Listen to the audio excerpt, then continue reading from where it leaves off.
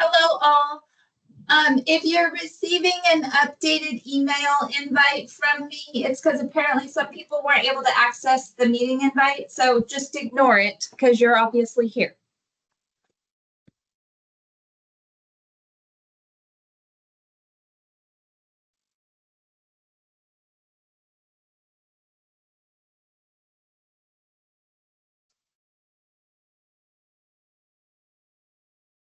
And I'm just going to go off camera while I eat my lunch.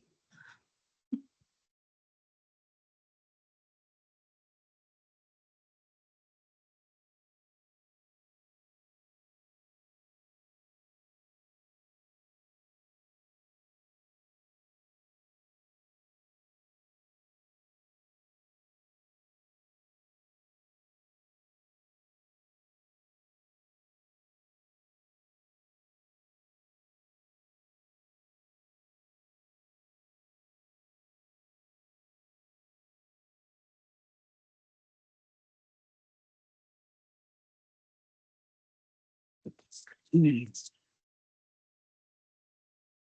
you, Randy, for sending me the link. Yeah, I just had called Monica too, and she just sent it out too. I finally found it. Can you guys hear me okay? See me okay? Good. Okay, great. Thank you. How's everyone? Good. Good. Been a busy week. Yeah, me too. I'm out fishing all week. I'm up at Odell Lake right now at my cabin, sitting on the deck, running this meeting. So it's a tough week. Tough week. I'll be right back.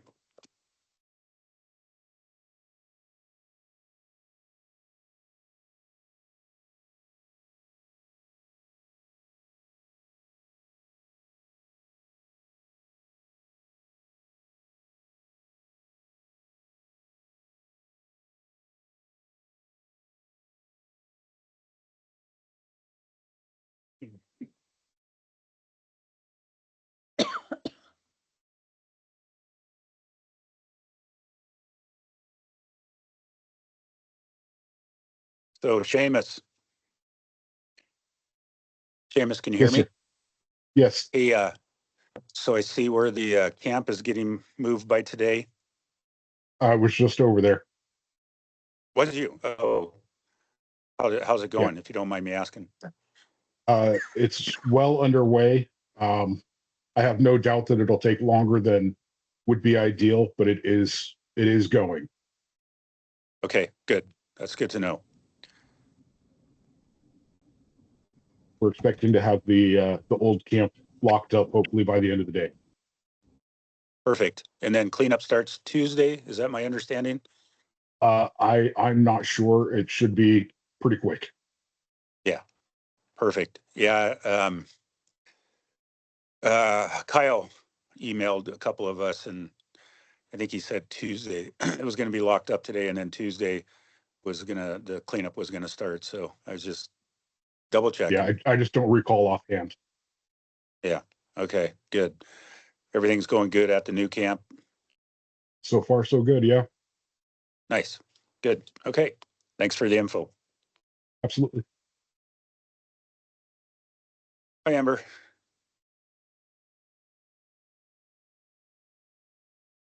Oop, Amber's froze up. Or she can sit really, really still. Yeah. Right. Hey, Grant. How you doing? Good. How are you?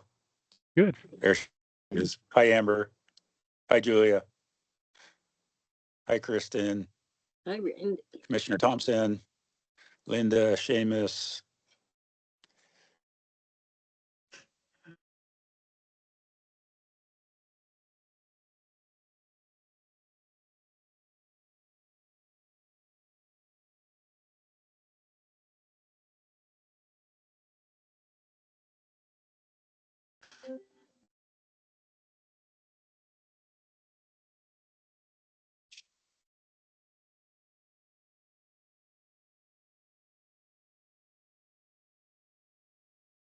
Okay.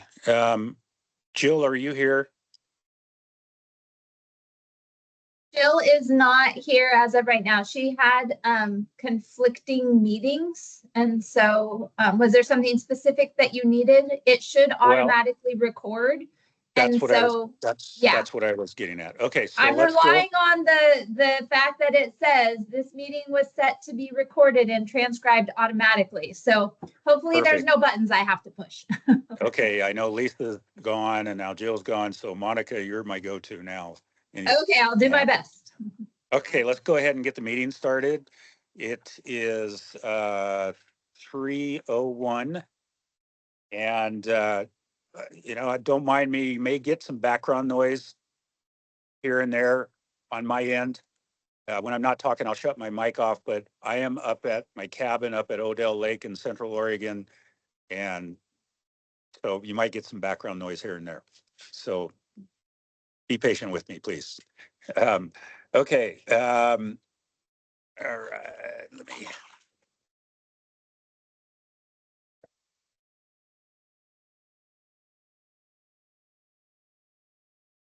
Hold on a second here.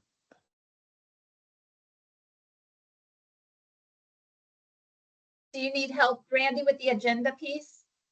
Nope, I got it here. Hold on a minute.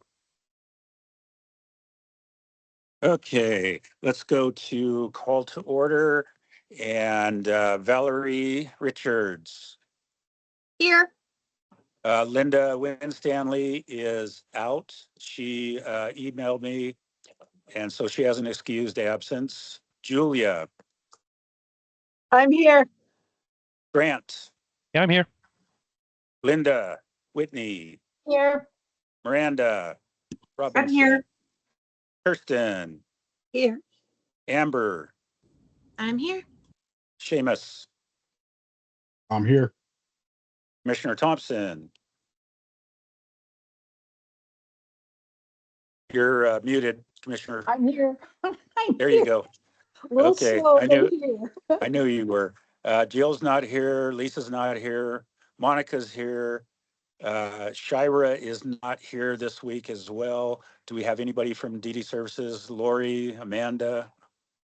Anybody here? I can't see. I didn't admit in either of them, so.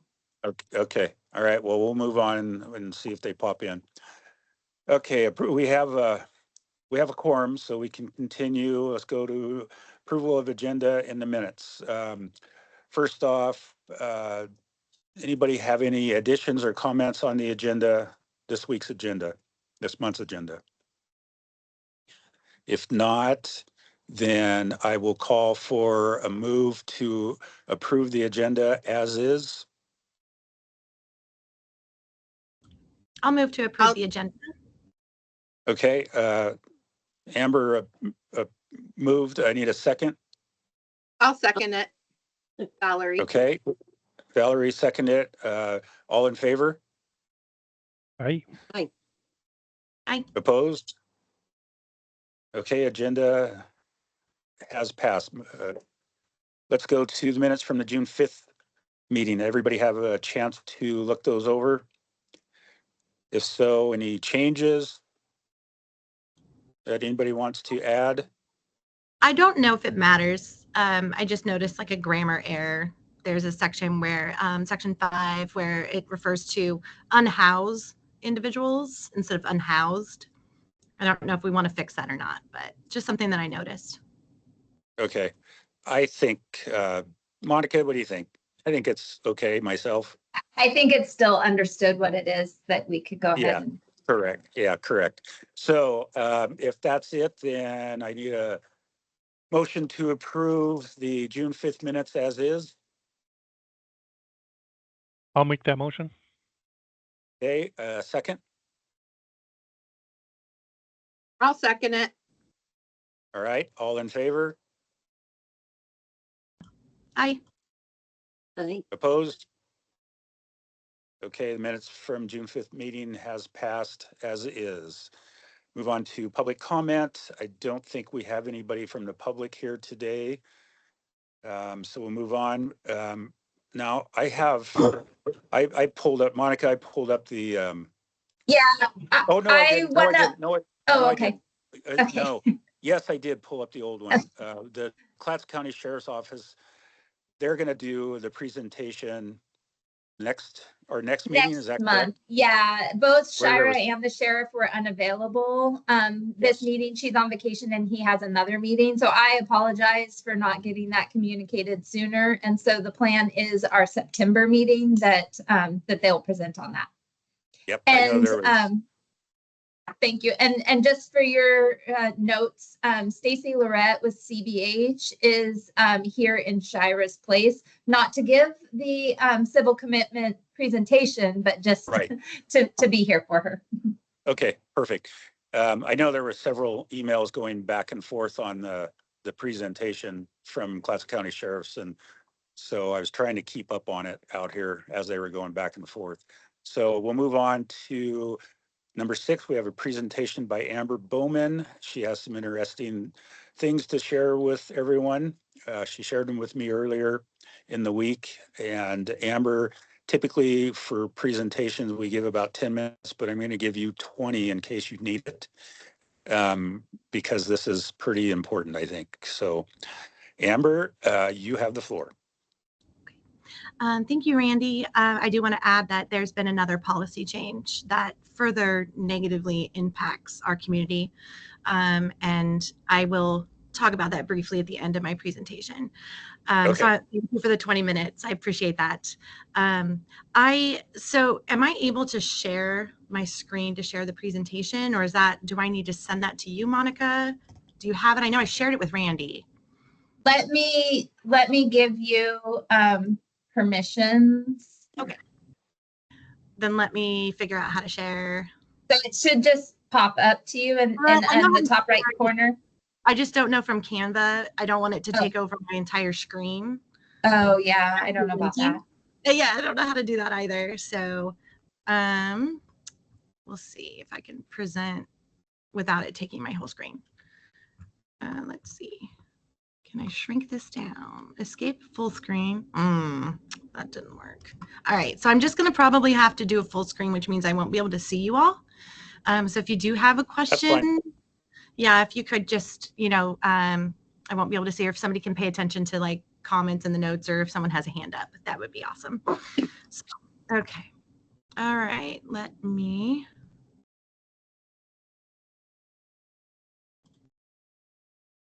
And we're going to share here. All right.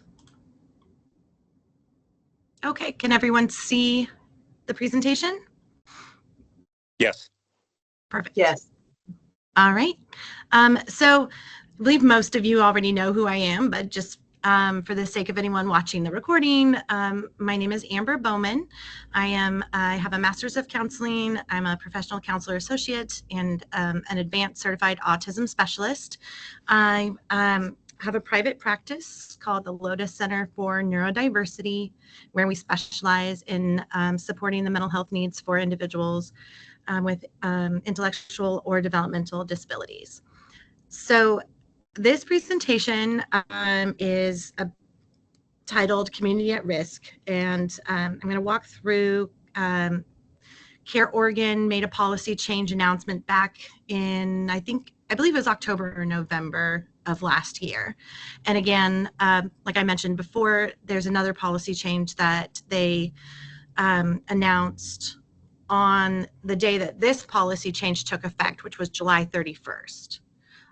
So I will talk briefly about that change as well. But this presentation was made before that change, and it has to do with the first policy change. So first I'm going to talk about the problem. I'm going to talk about potential solutions, and then I'm going to talk about the why. And the problem is this proposed change that Care Oregon, not proposed, sorry, it's enacted now. The change that Care Oregon has made with their policies is that they will no longer reimburse associate level mental health providers for mental health counseling. And the reason that's been given is that it's to address I don't know the right way to say this, but essentially community health agencies have been understaffed. There's not enough people going to work for community health agencies. Back in 2016, in order to actually improve equity and access to care, Care Oregon allowed for associate level mental health providers to bill. And that was back in 2016. And they had decided that in order to get more associate level providers funneled into the community health agencies in Oregon, they needed to have that be I'm blanking on the word. I apologize. I'm a little bit nervous. I don't do well with talking in front of groups of people. But if they take away the ability for associate level providers to work on their own in their own practice, then that means they don't have a choice. They have to go work for a community health agency. So it's meant to bolster up their employment and have, which is important, very, very important. I've never disagreed with that. I disagree that this is the solution to that problem. So this proposal, before I get more into that, I think it's important to note that Care Oregon has always highlighted the importance of equity in care and the importance of ensuring that all Oregonians, regardless of all the different factors, socioeconomic standard, or excuse me, regardless of disability, regardless of race, regardless of location, regardless of all of those factors, they deserve equal care and opportunity for care. And so equity is a huge cornerstone of the work that Care Oregon does. They say that it's a big cornerstone of the work that they do. So Oregon Health Authority, and just quick little lesson in case people don't know, that the Oregon Health Authority is kind of like the umbrella over Care Oregon.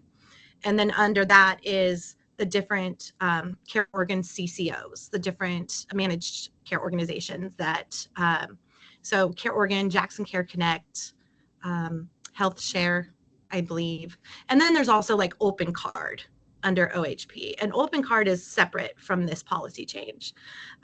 So it's important to kind of know that there's a little bit of a distinction. But Oregon Health Authority and by relation Care Oregon have a mission, it's on their website, to eliminate health inequities in Oregon by 2030. They have a commission that they formed. They have made efforts to address this goal. Clatsop County, Oregon, as you all are aware, is a diverse and rural community with a significant amount of underserved citizens. Care Oregon's proposed policy change to no longer reimburse care provided by associate level mental health providers will result in even more disparity in care, reduce the access to much needed services, and increase distrust and avoidance in pursuing mental health support. So just to hit on a few of the main points of why that policy change creates additional barriers for clients in our community, is that it will limiting individuals and families to pursue care at agencies with long wait lists and or high turnover.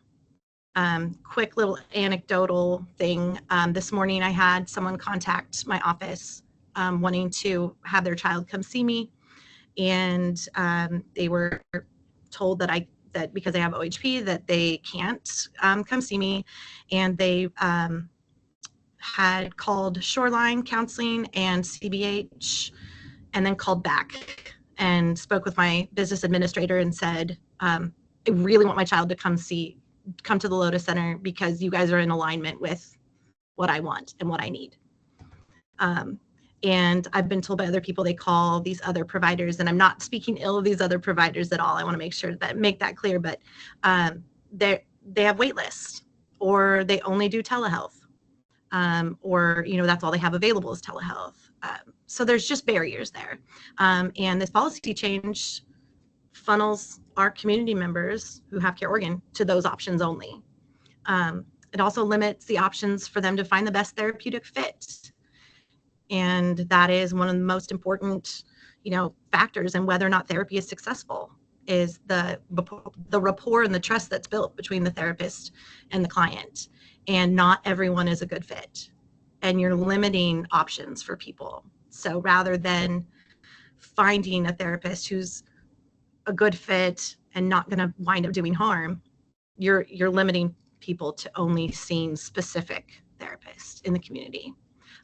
So you're taking away options.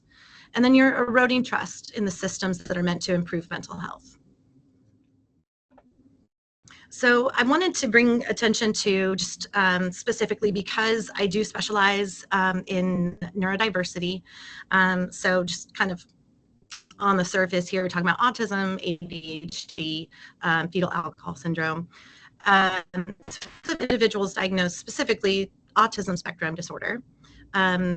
We all are aware, I'm sure, that those rates are increasing. And here I have a graph that shows in Oregon what those rates are. And you'll see intellectual disabilities is kind of staying about the same, but developmental disabilities between being diagnosed between birth and 5 years, that's going up. But by far that autism spectrum disorders is climbing quite a bit, significantly there. Individuals with autism spectrum disorder deserve the specialized services in order to address very, very complex needs and complex trauma that comes with being neurodiverse, and often results in feeling excluded. And if they're not with a provider who understands how to be neuroaffirming and understands the complexity of that culture, then there's a potential for harm. As far as I'm aware, yes, Randy, I see your hand up. I have a quick question for you. Yes. Is there any specific reason or reasons why the autism rate is going up, the diagnosis? I appreciate that question. I feel like if I went into an answer for that question, it would take up the rest of my 20 minutes. I would love to talk with you individually about that. Just Okay. to be Briefly, yeah, can you give just just a quick briefly, synopsis? yeah. Just to briefly respond, there's different factors for why that is escalating like that. One of them would be just heightened awareness, more focus on early intervention and early diagnosis, just a better understanding of what autism looks like and how to diagnose it. So that's one big factor. Yeah, but we can have an individual conversation. I'd love to talk more about that. Okay, thanks. So just for the brief, that was good. Thanks. Absolutely, you're welcome. So the last bullet point here, I don't want, again, I never want to speak ill or imply that other therapists in this community aren't wonderful and amazing. I know many of them, including Julia, and Julia works with neurodiverse kiddos and is amazing. And so I don't want to put anyone down, but I do want to point out that I am, as far as I know, the only advanced certified autism specialist therapist in our county. I have extensive history working with supporting individuals on the autism spectrum. I have lived experience. And so it's a very close passion for me. It's why I went into this work. It's why I created the Lotus Center. Okay, so just to kind of review Care Oregon's reason is to increase the quality and consistency in the level of care being provided. That is what they've released to the press, what they've said repeatedly in different meetings that I've watched at the state capitol. They said that this is all about improving quality and consistency. So I want to point out why this doesn't really make sense to me.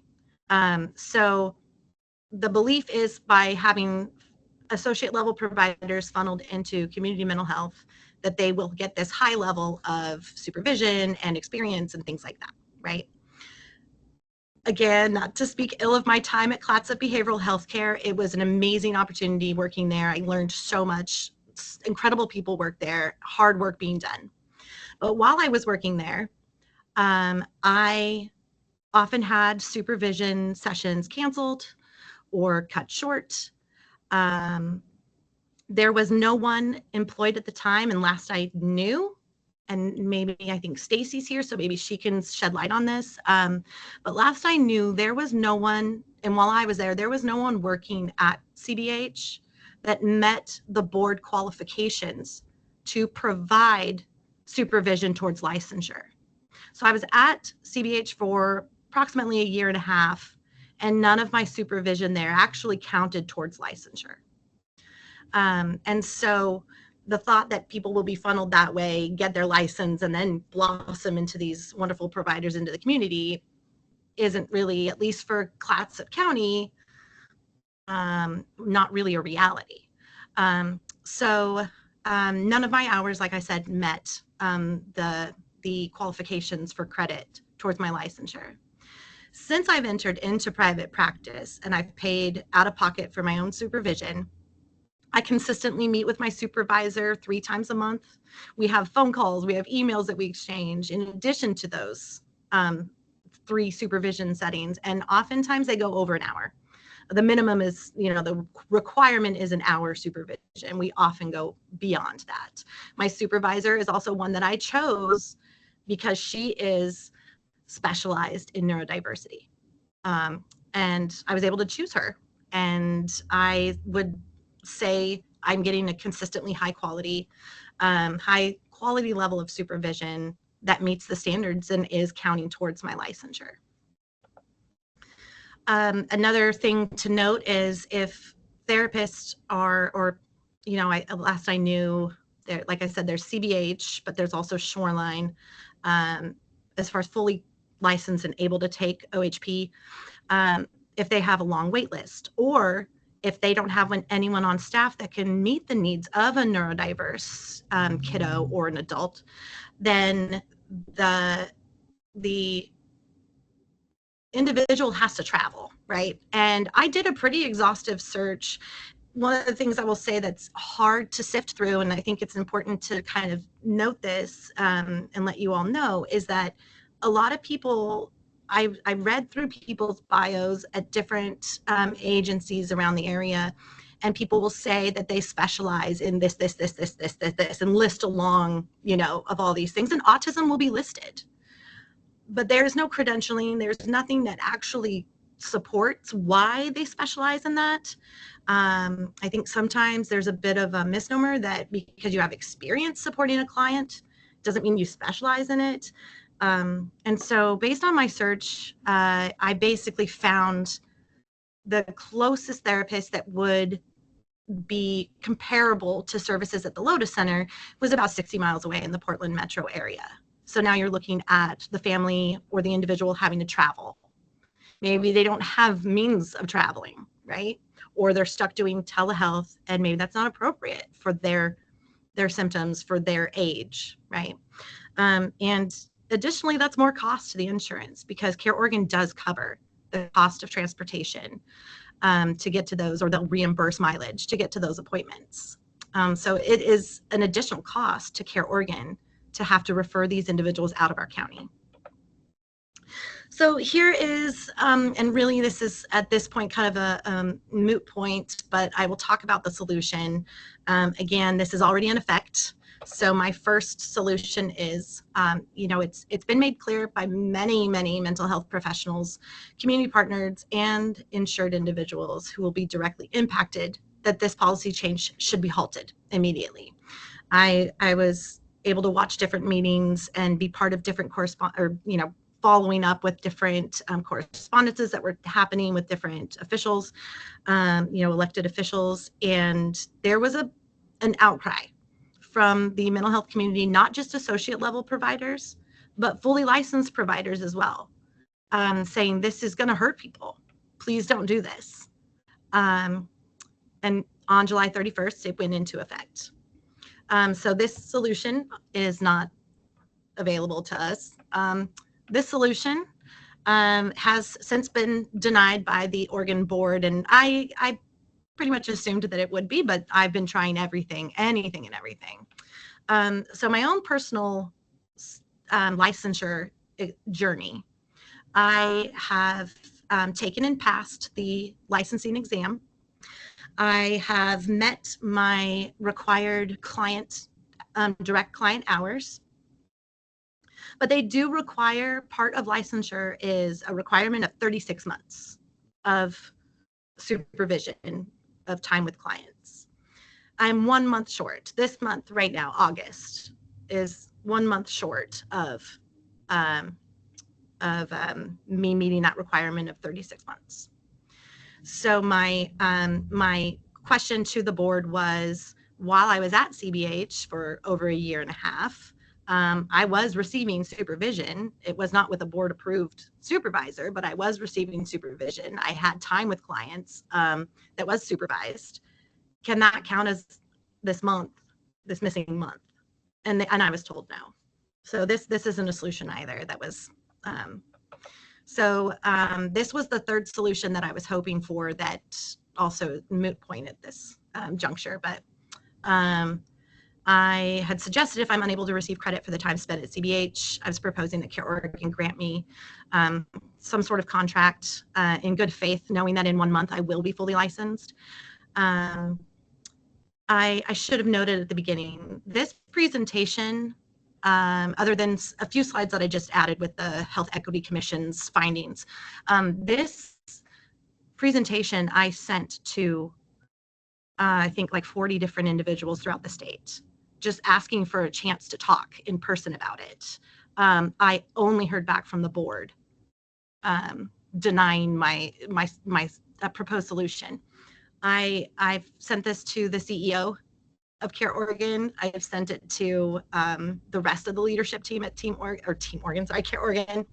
I sent it to various elected officials, the governor. I did hear back from Governor Kotek from her office, basically reiterating what I said in my presentation, and that, yeah. So many of the people I tried to reach out for did not respond. Yes, Commissioner Thompson. Well, thank you. This is very interesting to me because every month at the local government advisory committee, I sit with the director of OHA and the director of DHS. And I often hear about this shortage of qualified therapists. Cheryl Ramirez is in that meeting. Have you reached out to Cheryl Ramirez? The name sounds familiar, so she might have been on my list of people. I would think that she might be the one to help. I would do more, but Clatsop County commissioners don't have a seat on the board of Care Oregon. We went to the legislature this past session and tried to get ourselves a legal mandate to have a seat, because Care Oregon has said they don't have to and they won't. They're not legally required to, and they declined to have a Clatsop County commissioner on their governing body. That's not the case with other managed care organizations throughout the state and other county boards of commissioners. They often, or most of the time, have representation. So the Association of Oregon Counties wants to know, does Clatsop County care enough to try again to get a seat through the legal process? So there's a short-term recommendation to contact Cheryl. I'm aware that there's a variety of policy issues which could be and should be addressed, I think, by a representative from the elected governing body, because we are by law the mental health board for the county. So far, I haven't been successful, but we have made it a priority. Do we continue with that? And that's, for this group, I think would be a question to put in the pending file to discuss at some point. That doesn't address your concern immediately now, but if I found Cheryl Ramirez to be remarkably capable and helpful. Okay. Thank you. I appreciate that. Thank you, Commissioner Thompson. I really do appreciate that. And, hearing that you've been denied, or that the commissioners have been denied a seat on the board, is very discouraging. And to hear, it sounds to me anyway, that the question is, how hard are you guys willing to fight for this? And that's kind of the position I've been in while trying to advocate for me to not lose my clients, is when am I going to run out of steam? And when am I just going to kind of say, okay, this is a lost cause? And I'm not there yet. And hopefully the commissioners aren't, you all aren't there yet either, because I think having a commissioner on the board of Care Oregon could potentially do some good things for the community. So I'm glad to hear that you guys are pursuing that. And thank you for the name. I will reach out to Cheryl for sure. So appreciate it. Okay, so again, this is a solution that's not really an option anymore. I was very excited because at this point, I'm 1 month away, and I will share the bad news at the end of this presentation here about the new policy update. But this was what I was trying to find a solution. About my proposal, just continually told we're reviewing things. But this is the really important part, in my opinion, and this is where I'm going to try really hard not to get emotional. But this is the why. Like, why does this matter, right? So for me personally, and I know there are other associate level providers in the community that are being impacted by this and their clients, right? But I have over 20 clients at this, well, I had before July 31st, I had over 20 clients that are insured with Care Oregon as either a primary or secondary insurance. Half of those clients are seen on a weekly basis due to the severity of their symptoms. Some of the different diagnoses of my clients: autism spectrum disorder, attention deficit hyperactivity disorders, selective mutism, post-traumatic stress disorder, anxiety, depression, fetal alcohol spectrum disorders, intellectual disability, learning disability, and dyspraxia. And many of my clients have multiple of these diagnoses, creating very complex and nuanced situations that require specialized knowledge. In addition, many of these clients, as insured with Care Oregon, they are either lower socioeconomic status or they've qualified for like DD services. And so these are individuals that have some complex needs. So this is some of the feedback that I've received from my clients in preparation. I did let them know back in, I think, December, I sent a letter to all of my clients.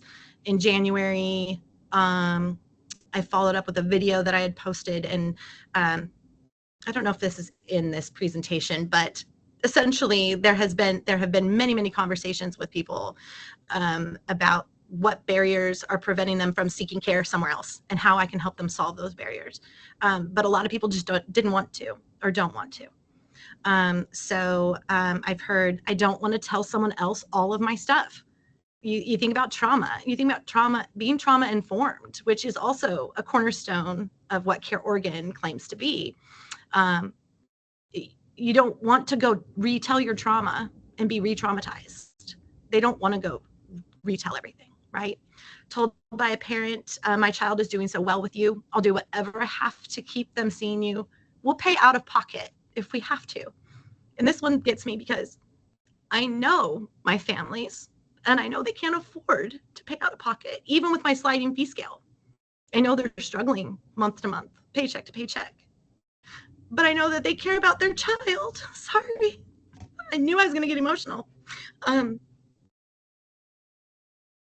I've heard, you're the only therapist I've ever actually talked to. I'm just not. I've had kiddos and dealing with and they have multiple systems as part of their lives. And they've said, I won't. I refuse to go talk to somebody else. And then this one too, I guess I'll have to go a few months without my child getting counseling until I get to you again. So those are some of the things that I've heard over the last few months.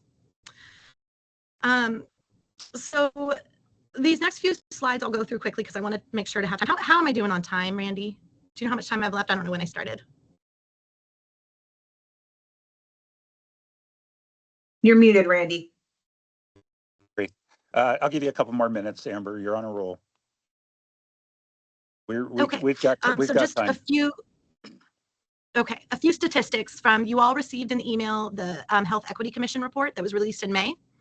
that outlines how harmful this decision would be to enact. That was back in May.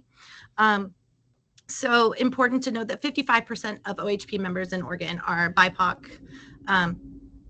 Oh, sorry, I see a little mistake on my slide there. 37% of OHP members have at least one disability. 17% of OHP members speak a language other than English. So we're talking about marginalized and minoritized populations, how they are disproportionately represented among OHP members. And these are the clients that are being impacted with Care Oregon. Another thing that they mentioned, children make up a significant portion, of OHP members, and are often frequently seen by behavioral health providers outside of the COAs due to the additional case management coordination required. That is one of the things that was often talked about at the community health agency level is how do we have time to see all these clients when we have to also do all this case management, calling and connecting to school counselors, DHS, different, juvenile justice. Like, how do we see all these clients on our caseload while we also have to do all this case management? As someone who's in a private, practice, I can coordinate my time a little bit differently than at the community health agency level. And so very complex needs, and I don't know what the current number is of therapists besides Julia and I in the county that see young children, but I do know that it's not very common. There's not a lot of therapists here in Clatsop County that see young children in person. So again, just a couple of statistics here, 31.4% of members are under the age of 18. And then this is the most, the part of the assessment that I really wanted to highlight, that the HEC warns, given the lack of sufficient community input in this decision-making process, there's a critical need for substantial, broad, and immediate community engagement.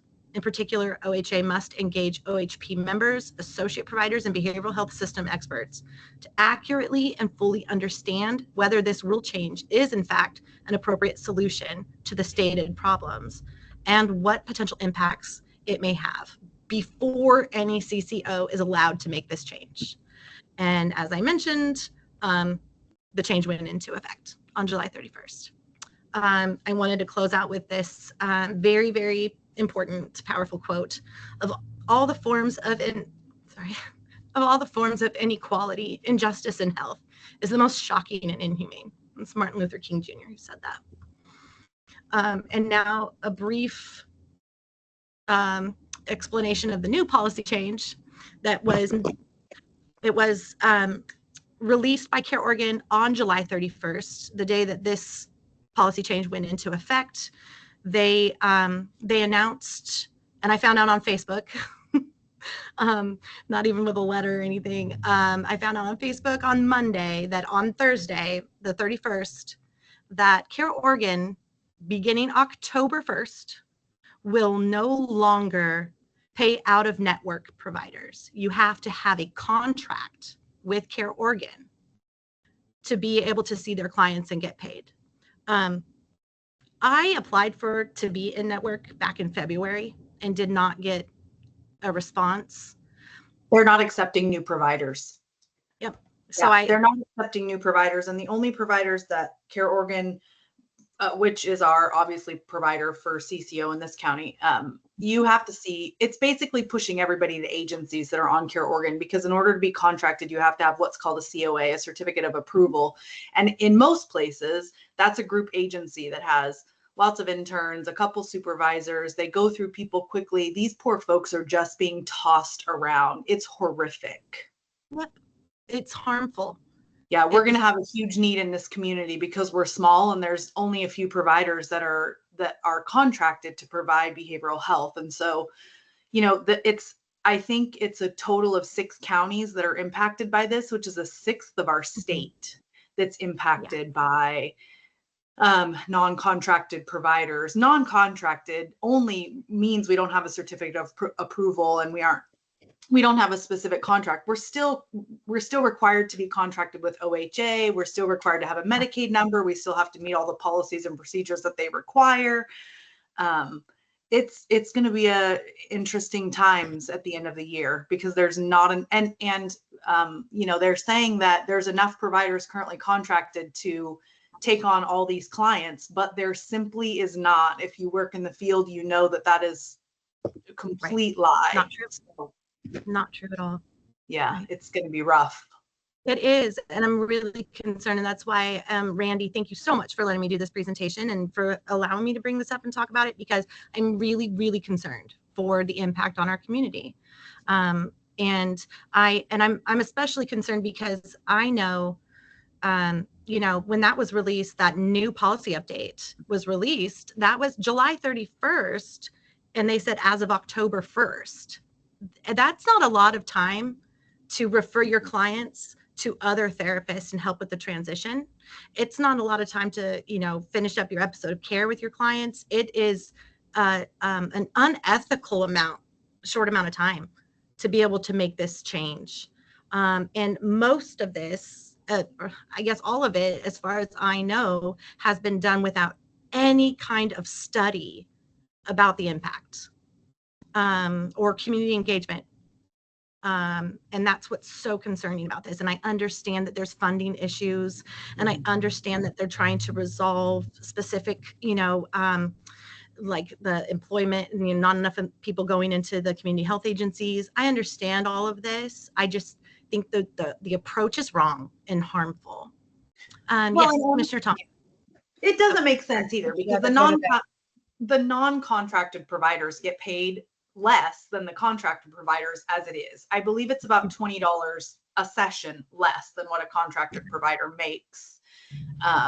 So it's going to be an interesting, The financial right doesn't make sense. The financial stuff. And here's the other thing. There's a lot of information coming out about, this is just the beginning of a series of things, right? So a lot of clients can also choose Open Card as their CCO access to care. They're saying now that make sure your clients know they can't switch to Open Card, because Open Card is next. Open Card is next on the list of no contracted provider can be seen. Also, they used to do what are called single case agreements, right? Where if you were a specific provider that met the needs of a client, they couldn't find any other provider, you could provide them with your assessment and your treatment plan and all of that, and they would give you a single case agreement so you could see that client and be paid for that client. They are doing away with single case agreements.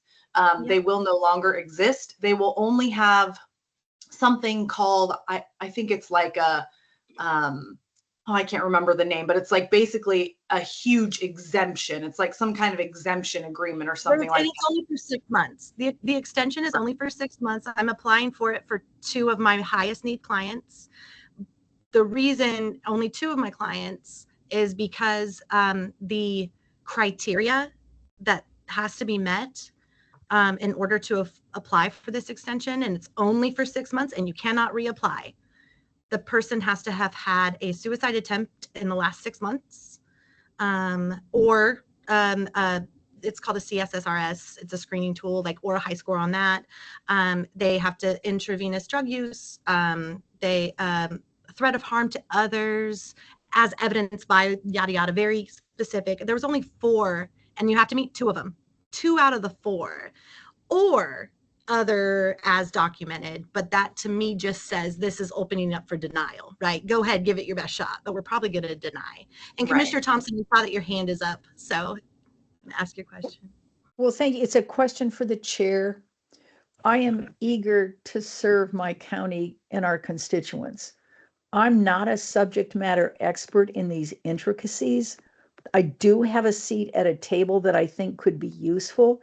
So, Mr. Chair, I would just ask you, what's your pleasure on how to use me as your tool? Can you find a way to collect this information? I have an assignment from AOC that allows me to sit at that table. I don't have the concurrence of my fellow colleagues on the County Board of Commissioners, so it can't have that immediate impact.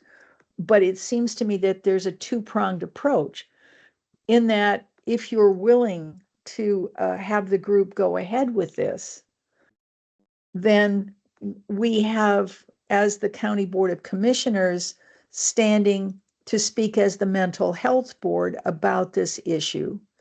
I also, as an individual commissioner, have access to some people who might be willing to listen and make a difference. What I'm lacking for either one of those approaches is a summary document that says, here's the problem, here's the solution, here's the timeline and the action steps. I don't know if that's what you see. That's what I see. And so I just want to check in and see what your pleasure is. That's directed to me, Commissioner. Yes, sir. So I'm not quite following what you want me to do. I'm assuming as the chair that you direct the course of the committee's actions, or at least confer to say what the committee does. And I don't know, because I'm a rookie here, okay? I just got here, but I'm eager to help. But I see Monica's So come up. do you want some documentation? You want this? We can have Amber put all this together again for the Board of Commissioners for you to present to them, or can we get Amber on the agenda possibly So, to present? So I'm gonna chime in here. And so it really, the HSAC, their role is to provide the Board of Commissioners as a body with, advice on certain topics. I will say, as far as our rolling agenda, we do have a lot of work session items that I don't know that we would be able to get this on before the October deadline that you all spoke of. I can work with the county manager and see how we might be able to share some information. But just, again, our board can, then provide Commissioner Thompson as her liaison role with the different AOC memberships, kind of the direction that they would like to go with all of this information. But that's the role of HSAC, is an advisory committee to the board. Right. So you don't think with the work sessions, you don't think you could get it on before the October deadline?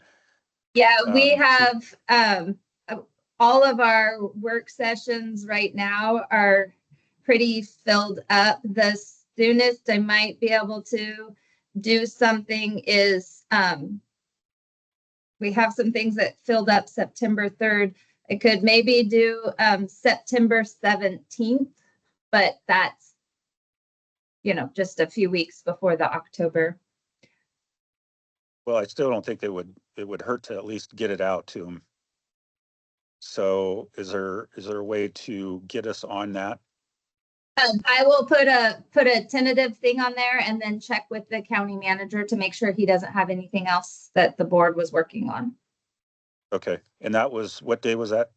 September what? September 17th. It's a daytime meeting. 10:30? Yes. Okay. Okay, so Amber, do you? But I'm just saying this is a tentative hold. I don't want to commit anything. No, I get it. But we gotta get, Yeah. things together if we're gonna be on there. So Amber, maybe you and I can get together and discuss this a little further and see what we want to do with it. That sounds perfect, Randy. And yeah, I appreciate everybody's time. I apologize for getting emotional. I'm a very emotional person. I'm very sensitive. And I think that's one of the things that makes me a good therapist. People appreciate authenticity. But I really appreciate, I wish I would have thought of this sooner, of sharing this information. I'm really shocked actually at the lack of knowledge in the community about these policy changes. Even finding out 2 days ago, that someone in leadership at CBH wasn't even aware of a care organ policy change, which it's just surprising to me how I wish I would have brought this to people's attention sooner, but I've been working my butt off trying to meet my hours. And it just, advocating all these different ways. And I appreciate all of you giving me an opportunity to talk about it today. So thank you. And thank you for putting up with my stumbling through. Yeah, it's mind-boggling. I'm just, it's unbelievable what's going on. So I'm sure there's probably going to be some questions from other members here. I'm not sure, but I'm gathering there's going to probably be some input, and we really need to move on. So maybe, If I can just also clarify in case there are more questions, Lisa did include in the agenda packet the one pager from the CPCCO, and so there is that information there as well. right, but I'm thinking of questions for Amber and her personal input. Maybe we can put this on the agenda again for the next meeting, and if there's any of the members that have questions, comments, maybe we can put Seamus. I'm wondering if it would be, yes, I'm wondering if it would be possible to get your slideshow shared out with the group. Yes. Yeah, Thank I you. can definitely do that. I'll put it to the group here. Should I make an updated slideshow without the solutions, since that was a moot point, and add slides with the new policy change? I think you should keep those. I think you should keep the solutions that you presented. I agree. Okay. Yeah, definitely. Yeah, if you could Thank put you. that out, Amber, and then maybe members can respond to that email that you should, the slideshow that you put out, if for questions and comments, and then we can gather those together, and you and I can meet and put something together, and then maybe we can bring it back to our next meeting in September and present it to the rest of the members and see what they think, if there's maybe any additional comments, or get their input anyway. And then if Monica can get us, the city manager can get us on one of the work session in September, later in September, mid-September, then that would be helpful. And by then I Monica? will hope to be able to share the news that I am an LPC, because at the end of this Perfect. month I will meet requirements. So there you go. Hopefully. Any quick questions before we move on? Thank you, Amber. Appreciate you. Hang in there. Okay, so I lost my agenda. Monica, what's next on the agenda? I can't view it right now. It's the discussion about the renewal of grant application. Right. Yeah, and so Yeah. that goes before the board in work session on August 20th. And then it would go before the board for them to take action on, I think it's September 10th. So he would just continue in his role as he is, and then he'll get reappointed in September. Yep, Grant, we had the application process was opened up. There was no other applicants. And so I'm going to present to the board for continuation of your membership. Well, it's too bad there was no other applicants, but thank you. Okay, thanks, Grant. Okay, Monica, what's next? Sorry, on the agenda. CBH reports. And so I don't know if Stacy has anything to report on behalf of Shira, or if she's just kind of here to report back to Shira. Stacy? I am actually here to report back to Shira, so I don't have an updated report. I could answer questions if something's burning. Okay, thank you. Okay, Monica, what's next? I couldn't get the agenda printed off because of where I'm at, and then my computer just died on me. So next would be reports, starting with Commissioner Thompson. Yep, Commissioner Thompson, you have the floor.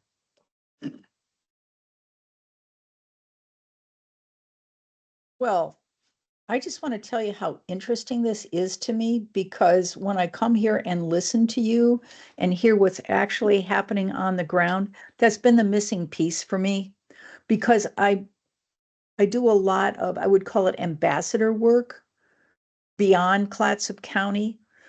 But for me, Amber, your word authenticity, I'm only authentic and credible if I have the information I need from you all to tell me what I need to know and to help me do what needs to be done to support your work. So I think I'm kind of getting the hang of how to be engaged with you, which is very exciting and satisfying for me. Thank you for allowing me to be here with you. Thank you for helping me carry on information about the reality of your world and the support that you need in order to do the work that you're committed to doing. I'm grateful for that. And Commissioner That's it. Thompson, I've said this before and I'll say it again. We've been missing that link to the commissioners for the past 2 years until you came on board. And so you have reestablished a link for us, for me and for our group back to the Board of Commissioners. And like I said, that's been missing. So I'm grateful for you and being here and engaging with us and listening to us and trying to do your best to help. So very much appreciative. Okay, is that all for you, Commissioner? Okay, Monica, I believe you're probably up next. Yeah, so I apologize. I don't really have a whole lot to talk about right now. We don't have, while this group doesn't deal directly with the housing homelessness situation, you do, you know, a lot of the work around the outreach with them has to do with mental health and substance use. So right now we're really kind of still waiting to get more direction from the state regarding the shelter funds and the rapid rehousing funds that are carrying over into the 25-27 biennium. Those funds, you know, ran out as part of the House Bill 5019 and ORI funding at the end of 23-25. So right now, we know that we're going to operate this first year. We are seeing a reduction in some of those fundings, and they're changing the way that they're allocating them. But we don't have those contracts in place yet. Right now, they are anticipating hopefully the end of September. We have a meeting tomorrow to try and get more information. So that's where we're at in that particular situation. And that's all I have to report on. Okay, Unless there's any questions. Yep, questions or comments for Monica? I have a quick question, Monica. You mentioned that you are anticipating a reduction in funding. Do you have any idea how much that's going to be yet? I have no idea. I've heard various numbers. I will say that the major portion of the reduction is unfortunately in the actual rehousing dollars. Okay. Thank you for sharing. Thank you. Any more questions? If not, let's move on. I believe Jill and Lisa would be up, but they're not here. I will Going just by say, memory. sorry, yeah, that's who would be up. I will just say that they are planning to present to the Board of Commissioners on August 20th their overdose response plan. And so they will be talking about that. I believe that Lisa presented it at the last meeting, some of the information. And so that's what they're taking to the board as well in a work session. Perfect. And then hopefully we'll get that on the agenda as well for the September meeting. The overdose response plan, you're putting a lot on that because I have a feeling that the civil commitment conversation is going to take some time. Gotcha. Okay. All right. Move on. I believe next would be the call, good of the order. Correct. Or well, the Anybody? next meeting. So the next meeting is September 4th. 4th. And just making sure that that works for everybody. And yes, then Yes. good of the order. Yeah, September 4th, next meeting. And anything for the good of the order? If not, we'll go ahead and adjourn. Amber, let's keep in touch here in the near future and get together and let's put something Oh, together. Seamus has his hand up. Seamus, yes, I see you. Seamus. I just wanted to give an update to the whole group, what Randy asked about at the beginning of the meeting or just before we started. Perfect. Here in Seaside, the old camp on Aldermill and Avenue S is closed officially an hour ago, and should be locked up. The new camp officially opened on Tuesday at 10 a.m. and has been slowly seeing a transition over there. I was over there half an hour before the meeting, and we had 17 of the spots already filled, with more people still transitioning over. So the new camp is up and running. The transition is happening, and we're looking forward to seeing that grow and succeed. Famous, Seamus, where I is was, that new camp? Oh. Sorry, On Avenue V. Avenue V, it's It's on behind Avenue V. behind Truckies on 101. can you, I saw kind of an aerial view of like the way that you all have it set up. And I really think it's kind of neat because it's kind of like your own little like space and it's blocked off with doorways. Can you remind me what is the anticipated number if each one has 2 people per space, the anticipated number of people that would be able to be there? Was it like 50 something? I believe it would be 50 with an overflow of 4 spots for on an individual night basis that would have to get renewed daily. Okay, thanks. And the city has come up with a lot of other rules, or a few other rules of the camp that are going to be, hopefully they're going to enforce. There's only one tarp, and it's got to be blue, or maybe it doesn't have to be blue, but there's only one tarp allowed, 1 pet per site. What's the other one, Seamus? So the tarp color restriction was lifted. That It was was lifted, found to okay. be basically because the blue tarps are the easiest to access and certainly cheaper than the brown ones. They do Right. get 2 tarps per site given to them, one for under their tent and one for over. The tents are provided by CCA so that everything is uniform, in good condition.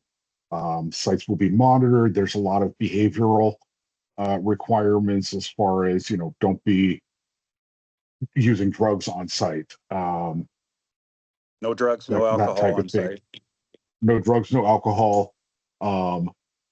The no propane tanks. Smoking is only allowed in designated areas. No hate, no signs with hate speech on them, that kind of thing. Yeah. And the city of Seaside has turned over running the camp to CCA. So Mhm. I'm just hoping that there's going to be some enforcement of all these new rules, because the enforcement at the old camp, which is directly, as Seamus knows, directly across from my business property on Avenue S, and we've had all the neighbors there, all the property owners, we've had nothing but issues with these people in this camp. Seamus knows this, if you look at that camp right now, what they're leaving on Avenue S, it is worse than going to the dump. It is just, it's rat infested. It is disgusting. Yeah. And Seamus knows. He's been there. With CCA being there and managing it at least a few hours out of each day, we're hopeful that we'll be able to keep it cleaner and without all the buildup of random bits of property. Excuse me, my dog is having a nightmare in the background. So we're hopeful that it's going to go better with CCA there managing, unlike the old location where we did not have anybody other than the police rolling through. And the police's hands were tied, and pretty much they couldn't Very do a much whole so, heck yeah. of a lot. Yeah, so it's just Right. been a nightmare. It's been a nightmare over there, where the old camp there. And so I'm empathetic to their situation, but I'll be honest with you, I'm glad they're moving away. We all are around the understand. neighborhood. Yeah. So Randy, if you said it's rat infested, is there a program going on to capture those rats, or are they The just going to come city- over to my place? yeah, the city has come in, and one of the neighbors that lives a couple properties down from mine, they've supplied her with rat traps around her house because she has an infestation of them where she didn't have them prior to this. So yeah, It's a nightmare over there. They've closed down May 31st. They closed down the recycle center there, and they dispersed that throughout Seaside. The cardboard recycle is now behind the convention center, and the bottle recycle is now behind the uh, Chamber of Commerce. Chamber of Commerce. Yes, correct. In between Chamber of Commerce and Sunset Empire Park and Rec. And they fenced off and closed down Mill Pond now. They're closing down Avenue S. So they're shutting everything down around there and trying to get this under control, which I hope they do. Yeah.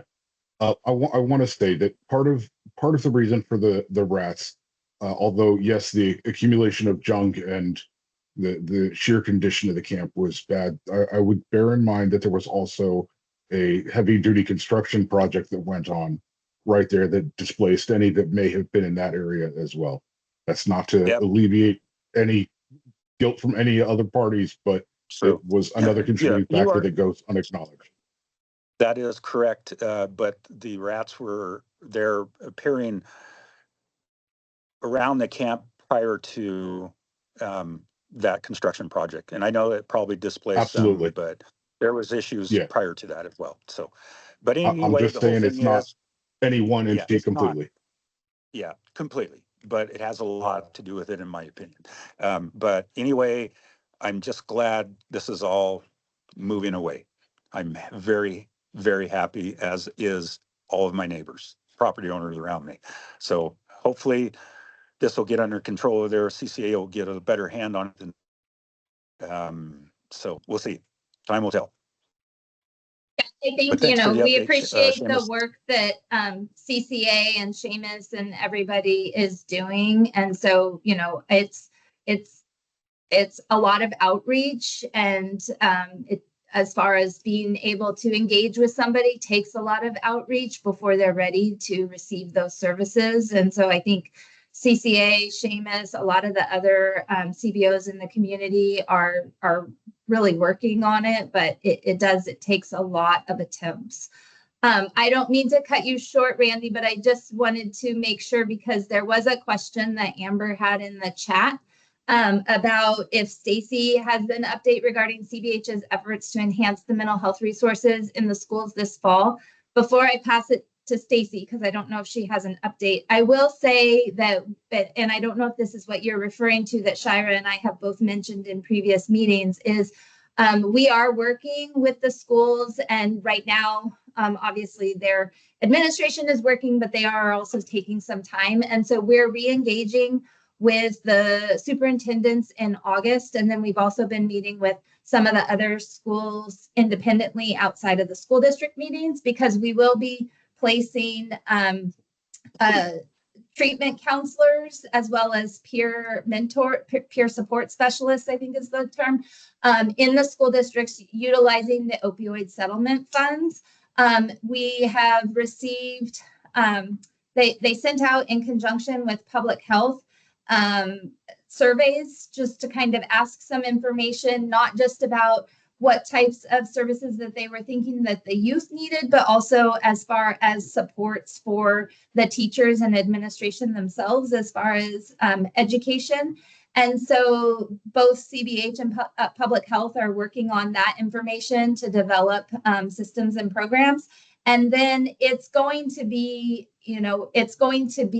kind of rolling out to see what it looks like, because obviously we can't fund to have somebody in each school full time, and we have 5 school districts throughout the county, so meeting those needs. And so as it rolls out, CBH is going to, kind of be looking at like, where do we need to be spending more time? And that might mean some schools requires them a little bit more than the other schools, but still making sure that they're meeting the needs of all of them. So that is scheduled to start this fall. And I know that CBH is in the process of putting together some of the job descriptions and everything like that. I don't know if Stacy wants to speak more to that. And then our public health staff is also just working from a prevention education perspective, whether that part of that conversation is Do the teachers themselves want us to help them find the curriculum for them to provide the education, or do they want to work with our prevention folks to provide those classes themselves to the teachers or to the students? And so that's all stuff that is continuing to be worked on before we start this fall. And I would Stacey, just did you want- dovetail what you said, Monica, and that is that, you know, we will have a couple of providers working at the various schools and really working to set up what works for each school. Time will vary. We're looking at about 2 SUD, and that's the substance use disorder providers, to be out there. And then the peers. Also, we have a couple different types of peers. So we have peers on the mental health side. We also have peers on the substance use side. The idea with peers is they have lived experience, right? They have been through this, and they can really mentor youth on what they're going through and meet them where they're at.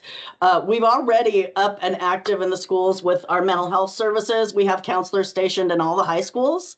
We work in those schools pretty cooperatively with the staff. The only school we're not in this county is Jewel, and they actually have another health that also has physical health in their center. So they contract with an agency out of Vernonia that's serving Vernonia because of where they are. It works pretty well for them. We're happy to support that if it's working for them. We also still serve that community, and we provide all of our regular array of services still to Jewel. We're just not in the school there. So we have a variety of services that we offer to children and families here, quite a service array. Right now, I am fully staffed and prepared to meet the needs at each of the schools this fall. Warrenton, though, has done some remodeling and has taken our room away from us. And so we're working on coming up with a better plan for Warrenton High School. We have services. We can always see people at the Warrenton office, but it's much better when we can be in the school for kiddos for a variety of reasons. I'll just add to what Stacey just mentioned. It also has to do with funding streams. And so when you are providing school-based health services, you have to be in the school. And so if you aren't providing those school-based health services in the school, then you can't use that funding stream. And a lot of that reason is access to services. It's a lot easier for kids to be able to get to the services, especially because as we've all talked about in a variety of meetings, transportation is challenges in our county as well. And so that's why they really want the school-based health to be in the school. Miranda? I would just say it is important to offer services both places, because you have folks that really need to access service at school, and you also have folks who don't want to have to access services at school. So we really need to have both office sites and school sites to really meet the needs. So. Yep. Yeah, and I just wanted to throw Miranda? out there that although we've been talking about the changes in Care Oregon for mental health, this also affects substance use disorder providers as well. And so that's really big also. They're going to have to receive services from people who have the funding streams and agencies to get that, because non-contracted providers won't be able to provide them anymore. Okay. All right. Anything else? Any more comments? If not, thank you, everyone. We're going to go ahead and adjourn the meeting. It is 4:14, and we shall see you again next month. And Amber, we'll chat soon. All right. Have a great day, everyone. Thank you, Eric. Thank you. Thank you.